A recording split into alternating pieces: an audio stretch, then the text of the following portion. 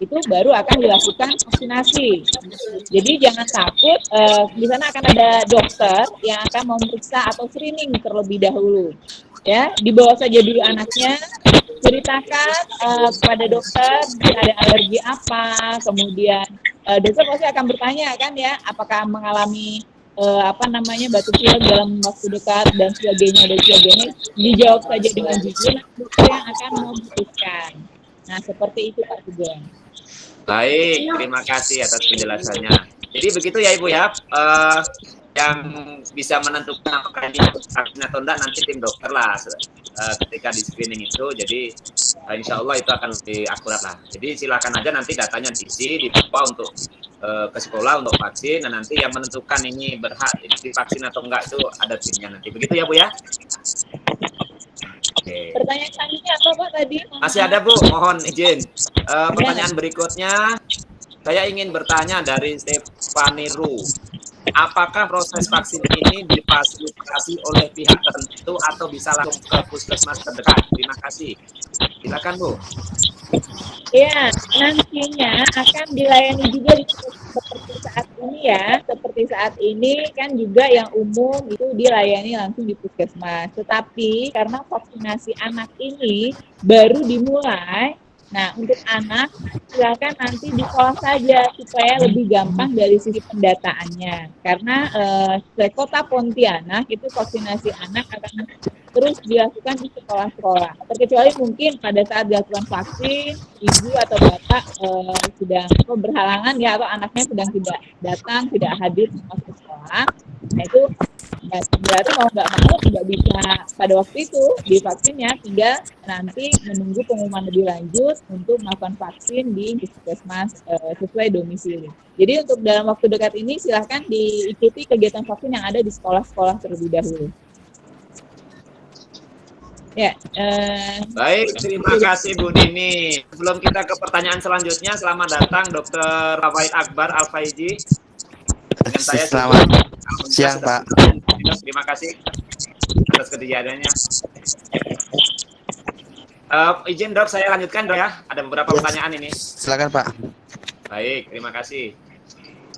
Dari Noka tentang asma, nih hampir sama pertanyaannya. Yang berikutnya dari Azahira Gairan Putri. Apakah ada sanksinya apabila anak kita tidak mau divaksin? Nah, silakan, mungkin masih tetap Bu Camat atau Dr. Tawaid, silakan.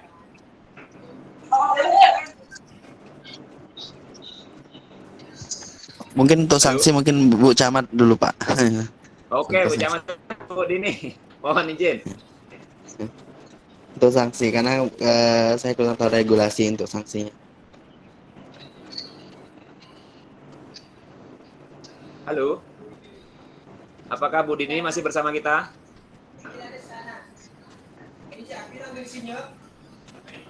Oke, memang dari tunggu. ya, Bu Dini. Halo. maaf. Oh iya Bu, Ya, ada pertanyaan lagi Bu. Apakah ada sanksinya apabila anak kita tidak divaksin? Kalau sanksi itu jelas tidak ada ya Bapak Ibu. Tetapi akan kembali kepada diri kita sendiri. Dengan kita divaksin tentu akan memberikan perlindungan bagi kita dan juga perlindungan untuk orang-orang di sekitar kita. Kalau kita divaksin berarti kan peluang untuk tertular COVID jadi kecil. Kalau COVID baik, maaf, tertular dan menulari. Nah, kita tidak tertular dengan kita harus otomatis. Jadi kita divaksin kita berdiri dengan orang-orang di sekitar kita. Nah, untuk anak sendiri, kalau tidak divaksin, risiko tertular lebih besar dan juga nanti tentu akan diberlakukan regulasi-regulasi terkait dengan vaksin. Seperti sekarang ini saja. Kalau mau gitu ya, atau masuk kos sekarang menunjukkan kartu vaksin sekarang. Kemudian untuk Maaf Bu, suaranya kurang jelas, putus. vaksin. Nah, untuk anak ini tentu juga akan nantinya berkaitan dengan pelayanan yang terkait dengan anak, bukan tidak mungkin akan meminta persyaratan berupa kartu vaksin. Nah, seperti itu. Jadi tadi kita saat ini berbicara bukan mau tidak mau Bapak Ibu ya, tidak mau vaksin atau mau divaksin. Nah ini adalah kewajiban, sebenarnya kewajiban sosial kita, bagaimana kita melindungi lingkungan kita. Tidak hanya diri kita sendiri tetapi lingkungan kita, itu yang terpenting. Saya rasa itu jawaban saya Pak Sugeng. Baik, terima kasih atas jawabannya Bu. Bapak Ibu, Maaf, halo sebelum Pak. Itu suaranya putus-putus itu Pak. baik, terima kasih. Bu Sia, admin untuk off-kan dulu mikrofonnya supaya tidak banyak mengganggu. Pak, suaranya kurang jelas.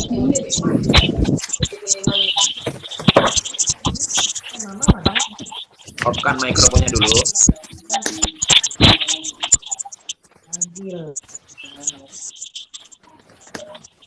Ribut, aduhai. Baik, sudah agak tenang. Sebelum pertanyaan selanjutnya, karena Dr. Fawaid Akbar sudah bergabung bersama kita, mohon izin Dok, mungkin bisa menyampaikan dulu paparan materi untuk melengkapi.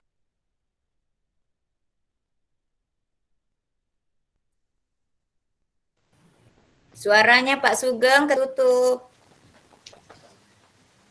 Sebelum ke, mohon maaf nih, saya lupa buka mic-nya. Sebelum ke pertanyaan selanjutnya, mungkin saya persilahkan dulu Dr. Fawaid untuk memberikan materi atau paparan materinya, supaya mungkin lebih jelas lagi sehingga tidak banyak pertanyaan yang terjadi pada forum ini. Untuk ini kepada Dr. Fawaid silakan. Silakan Dok. Baik, terima kasih Pak Sugeng. Jadi selamat siang Bapak Ibu semuanya. Mungkin saya sedikit memaparkan sedikit materi ya terkait vaksinasi pada anak usia 6-11 tahun. Jadi mungkin ini adalah sudah meraba ke anak usia 6-11 tahun ya untuk vaksinasi. Bapak Ibu perlu diketahui vaksinasi ini tujuannya untuk memunculkan imunitas tubuh yang nantinya untuk melawan dari penyakit yang lebih spesifik. Kalau dia vaksinasi COVID-19, dia akan melawan dari virus COVID-19. Nah, saat ini seperti kita ketahui bahwasanya virus COVID-19 itu sudah banyak bermutasi. Sampai yang terbaru adalah varian Omicron yang sangat mudah untuk menular. Memang nyatanya kebanyakan kepada anak-anak itu tidak terlalu banyak membuat gejala, tapi ketika seorang anak-anak itu terinfeksi, nah itu dapat menyebar gitu kepada orang tuanya, kepada kakeknya, kepada neneknya, atau orang-orang rumahnya, atau orang sekitarnya, itu lebih mudah sekali untuk menyebar.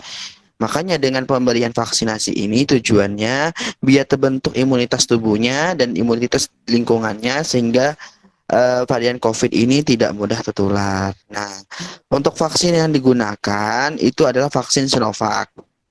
Ya, jadi untuk anak-anak itu vaksin digunakan vaksin Sinovac ya, dan dosisnya itu sama 0,5 mili ya. Jedanya juga sama yang seperti dewasa, itu juga 28 hari. Nah, nantinya sebelum dilakukan vaksin itu saat anak-anak itu dilakukan screening, ditensi dulu ya, ditanya riwayat penyakit-penyakitnya. Nah, maka yang penting adalah orang tua harus mendampingi anaknya ketika akan dilakukan vaksinasi. Itu yang penting.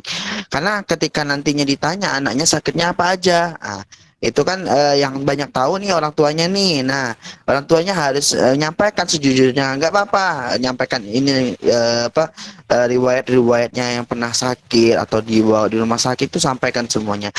Tapi kalau misalnya Bapak Ibu, kalau riwayat tipes, riwayat nyemar, riwayatnya alergi, riwayatnya asma, kemudian penyakit-penyakit yang rutin yang biasa dia terkena, misalnya demam batuk pilek, nah itu nggak apa-apa. Yang penting ketika hari hanya dalam dan beberapa hari sebelumnya itu tidak ada keluhan gitu, nggak ada keluhan demam, nggak ada asmanya yang kambuh yang sering setiap hari kambuh asmanya seperti itu. Nah, sama seperti orang dewasa sebelumnya juga, nantinya ketika memang itu harus ditunda karena kondisinya kurang fit, maka ditunda. Nah, seperti itu. Dok, kalau kira-kira gimana apakah efek sampingnya nih pada anak-anak gitu kan. Kalau misalnya anak saya ini divaksin COVID, nah dari penelitian yang ada, Bapak Ibu semuanya, untuk efek samping ya, efek samping di sini untuk vaksin Sinovac yang digunakan ya, itu hanya 20 dari 100% ya orang yang sudah divaksin anak, itu 22%-nya aja yang mengalami efek samping dengan klasifikasi 17%-nya itu ringan, 19%-nya itu sedang, dan 0% itu berat. Jadi nggak ada efek samping berat. Nah, efek sampingnya apa dok? Oh, nanti anak saya kejang atau demam atau apa ini? Nah, ini perlu diketahui dulu ya Bapak Ibu ya. Efek sampingnya itu dia biasa sama nyeri di bekas suntikan. Kayak kemarin yang mereka suntik bias di sekolah, yang difteri, kemudian nah, itu semuanya tetanus difteri kemarin kan juga pasti nyeri di bekas suntikan. Nah, gitu seperti itu. Kalau demam bagaimana, Dok? Nah, demam itu kadang-kadang dan Sinovac kebanyakan tidak ada yang demam. Seperti itu. Kalau demam kita tetap berikan paracetamol seperti itu. Nah, itu demam itu hanya 5% dari 100%. Ya, yang divaksin anak cuma 5% doang. Nah, ke batuk gimana dok? Iya, batuk hanya 2% dan diare hanya 1%. Jadi itu efek samping yang terjadi pada anak seperti itu. Jadi Bapak Ibu nggak usah khawatir, nggak usah cemas. Mungkin Bapak Ibu yang sudah vaksin dan merasakan kan vaksin Sinovac seperti apa, vaksin Pfizer seperti apa, dan vaksin Moderna seperti apa. Nah kan sudah tahu di antara itu cerita-ceritanya. Oh Sinovac ini nggak ada apa-apa, nggak ada masalah. Nah itu yang digunakan untuk anak-anak seperti itu ya. Jadi kalau Bapak Ibu nanya ada sakit-sakit apa aja nanti sampaikan ketika di meja screening. Maka penting sekali lagi saya sampaikan ketika pelaksanaan vaksinasi orang tua wajib dampingi. Karena yang menyampaikan penyakitnya itu semuanya orang tua. Jadi jangan titip anak ini anaknya sehat. Oke, kalau emang anaknya yang sehat dan dia berani untuk menyampaikan tidak ada keluhan, oke. Tapi kalau ada keluhan sebaiknya memang harus disampaikan seperti itu.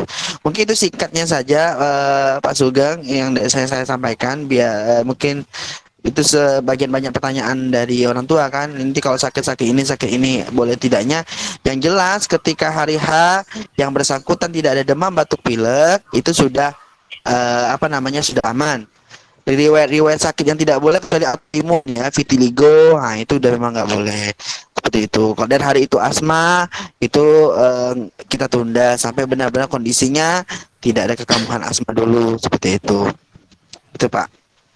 Baik dok, terima kasih atas penjelasannya. Saya pikir hampir semua pertanyaan yang disampaikan oleh wali murid ini sudah terjawab. Tapi satu ada yang belum dok, kayaknya yang kelewatan ini. Bagaimana jika putra-putrinya itu masih konsumsi obat gitu? Sepertinya mungkin masih agak permanen gitu kali. Konsumsi obat misalnya kepada kasus epilepsi ataupun kasus-kasus kronis yang dia harus konsumsi obat, saran saya konsultasi dulu sama spesialis. Misalnya di spesialis anaknya dia kan kontrol epilepsinya. Ketika spesialis anaknya itu sudah mengizinkan, oh ini udah terkontrol, penyakitnya sudah terkontrol dan itu silakan seperti itu. Jadi sebaiknya yang punya konsumsi obat rutin, itu sebaiknya konsultasi dulu ke spesialis anak, diizinkan atau tidak, karena mengetahui perkembangan kondisinya itu dalam pengobatan itu tetap dokter penanggung jawabnya spesialis anak seperti itu. Baik, terima kasih dok. Kalau ini dok, mungkin satu lagi, ada yang putranya ini alergi nyilu, apakah ada kaitannya nanti dengan efek samping yang tadi dokter sampaikan, walaupun hampir tidak ada efek sampingnya? Silakan dok, gimana? Alergi nyilu itu maksudnya? Maksudnya? Oke, izin dok, maaf. Iya, pertanyaannya, dengan anak saya ada penyakit alergi sama ngilu di kaki. Saya mau bertanya apakah boleh divaksin atau tidak?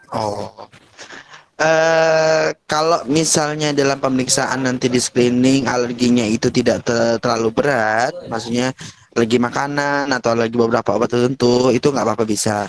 Nah nyilu kakinya kan kita lihat dulu itu ngarah ke arah mana Pak gitu. Kalau emang dia nyerinya nyeri biasa atau ototnya aja yang nyeri, itu nggak apa-apa gitu. Yang penting intinya nggak demam, nggak demam. Kalau batuknya dikit-dikit kan batuk biasa normal tuh, batuk itu juga normal, kecuali batuknya parah itu kita tidak vaksin, itu tunda seperti itu. Baik, terima kasih. Izin satu lagi boleh dok, nih kayaknya sepertinya. Silakan Mas Sugeng. Dari Zatniati, saya mau bertanya, apakah jika anak divaksin ada kendala setelah vaksin? Apakah ada pertanggungjawaban dari pihak yang bersangkutan? Mohon dok jawabannya, silakan. Izin baik pertanyaannya. Jadi kalau kendala ya sampai saat ini kita tidak berharap ada kendala. Ya, kita tidak berharap kendala, makanya pentingnya tadi harus dijujur menyampaikan. Untuk saat ini belum ada laporan kendala, kan udah ada beberapa sekolah yang mulai nih, baik di Kuburaya atau ke Kota Pontianak udah mulai, dan sampai saat ini belum ada laporan terjadinya KIPI. Nah, kita berharap tidak terjadi dan berharap orang tua jujur. Jadi jangan, karena kadang-kadang ada yang pengen benar-benar anaknya divaksin tapi nggak jujur anaknya sakit apa. Nah, seperti itu, makanya kejujuran yang menyampaikan penyakit anaknya itu penting ketika di screening nanti, seperti itu. Insya Allah sih tidak ada apa, karena ini Sinovac sudah merajalela kemana-mana sudah. Paling amannya vaksin, insya Allah. Efek sampingnya paling ringan, insya Allah. Pak, saya bertanya, Pak. Silakan Bu. Baik, terima kasih dok atas jawabannya. Yang terakhir sih sebenarnya agak putus-putus, tapi saya pikir hampir semua pertanyaan sudah terjawab tadi oleh Dr. Fawait Akbar lah ya. Jadi bagaimana kalau ada penyakit, nah, nanti silakan aja disampaikan ketika vaksinasi itu berlangsung. Maka diharapkan kepada Bapak Ibu untuk mendampingi. Pak Dokter, saya mau nanya dulu ya Pak. Jadwal vaksin itu. Jadi rencananya di S2 Saya orang tuanya Alpi kelas 3A. Saya ingin bertanya, anak saya kan pernah mengidap penyakit riwayat campak. Apakah boleh menerima vaksin itu, Pak? Ketika dalam kalau di riwayat campak, ketika di dalam kondisi itu dia sehat sampai saat ini, itu nggak apa-apa, Bu. Campak itu tidak menjadikan dia tidak boleh vaksin. Pokoknya yang nggak boleh vaksin itu autoimun, dia vitiligo, tangannya putih-putih gitu. Oh ya. Masih Pak ya? Iya.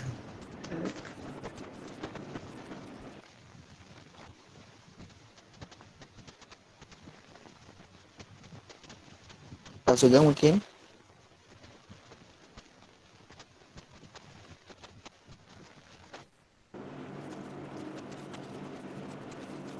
Kemana Pak Sugeng Ibu? Pak Sugeng. Oh Pak Sugeng. Pak Sugeng. Pak Sugengnya hilang lagi. Tercampak lagi Pak Sugengnya.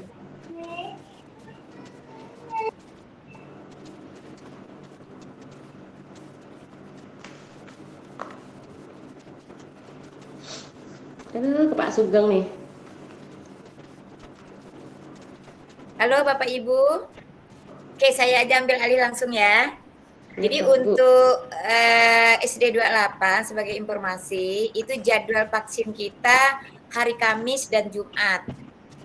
Nah, nanti sebelum vaksin itu ada dari pihak Puskesmas mengirim kartu screening supaya tidak terlalu lama. Jadi itu nanti ke kartu screening di hari Senin, insya Allah dari Puskesmas akan memberikan ke kita, ke sekolah. Nanti sekolah akan menyampaikan ke siswa, tolong diisi Bapak Ibu ya, orang tua, diisi dengan jujur.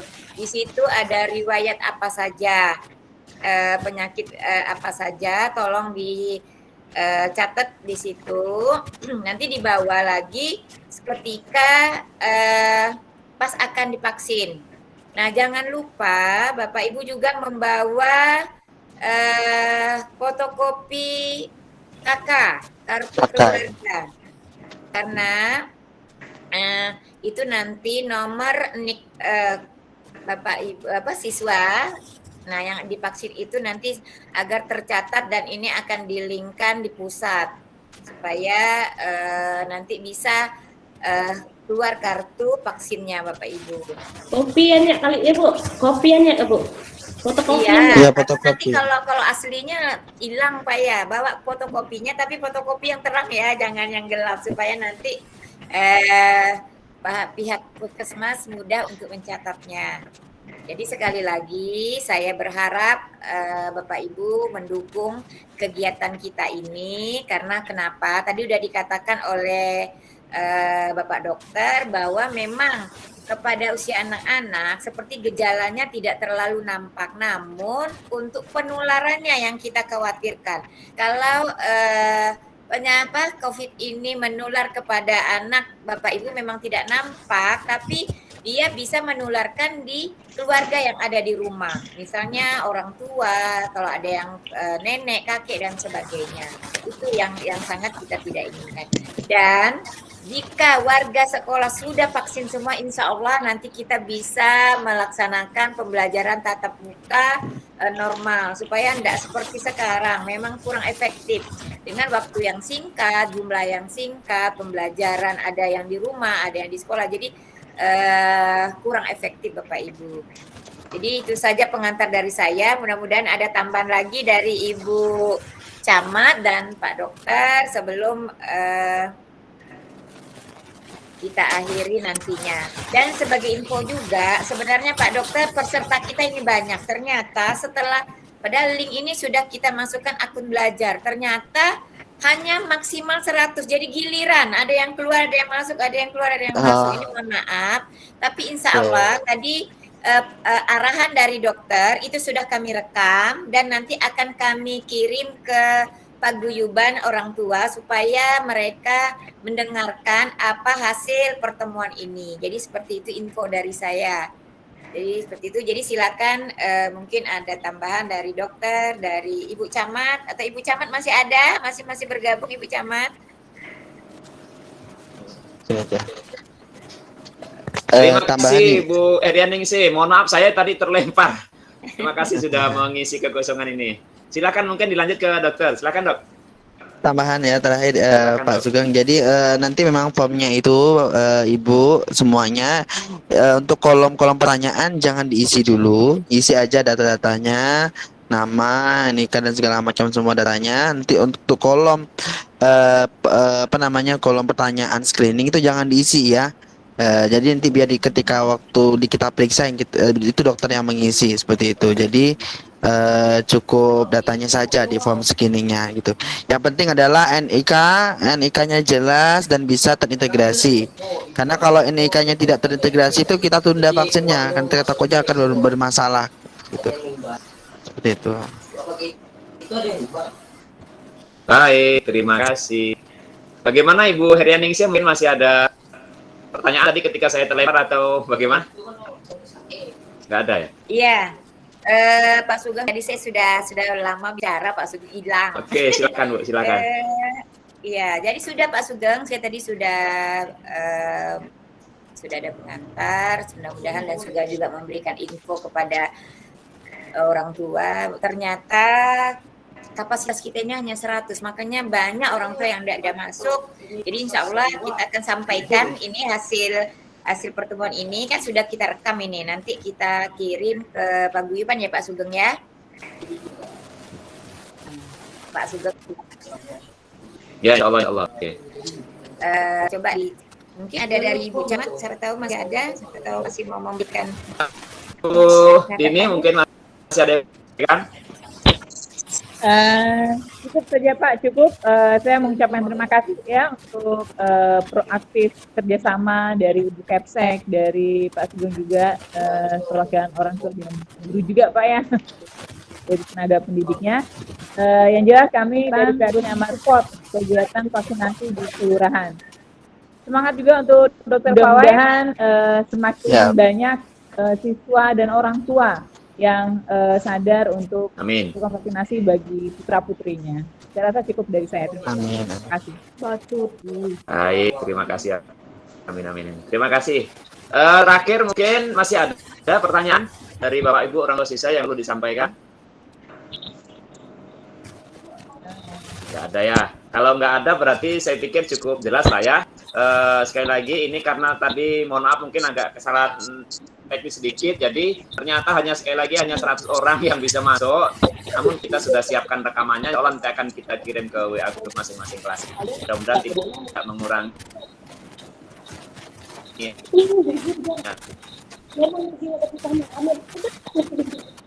paparan materi.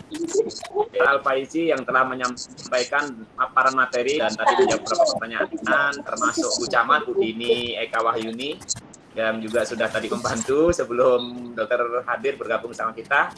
Dan terakhir juga terima kasih untuk Ibu Kepala Sekolah yang sudah meluangkan waktunya juga untuk kita semua. Saya sebagai pembawa acara mohon maaf kalau ada kekurangan.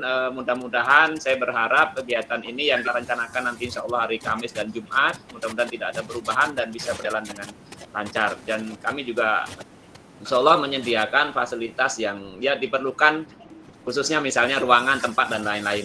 Mungkin itu aja yang bisa saya sampaikan. Sekali lagi terima kasih atas kehadiran Bapak Ibu semua. Saya mohon maaf atas nama pembawa acara ini kalau mungkin ada beberapa kesalahan yang saya perbuat. Terima kasih sekali lagi. Saya akhiri. Assalamualaikum warahmatullahi wabarakatuh. Selamat siang. Waalaikumsalam warahmatullahi wabarakatuh. Oke, terima kasih Bu Camat, Pak Dokter, Bapak Ibu semuanya, dan sehat selalu ya. Bu, amin. Oke, assalamualaikum. Saya izin live ya Bapak Ibu. Waalaikumsalam warahmatullahi wabarakatuh, Ibu. Yuk, Mas.